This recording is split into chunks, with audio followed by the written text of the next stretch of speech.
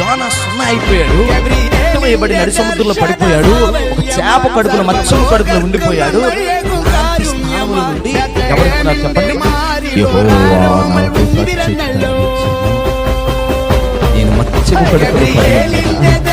మనుషులే నా మాట వినలేని పరిస్థితుల్లో ఉండగా, ప్రజలే నా మాటలు వినలేని పరిస్థితుల్లో ఉండగా, తల్లిదండ్రులే నా మాటలు వినలేని పరిస్థితుల్లో, బిడ్డలు నా మాటలు వినలేని పరిస్థితుల్లో, తోబుట్టులు నా మాట వినలేని పరిస్థితుల్లో, స్నేహితులు నా మాట వినలేని పరిస్థితుల్లో ఉండగా, నేను అగాధ జలములో పడిపోయి మత్స్యము కడుపులో నుండి మొర్రపెట్టగా,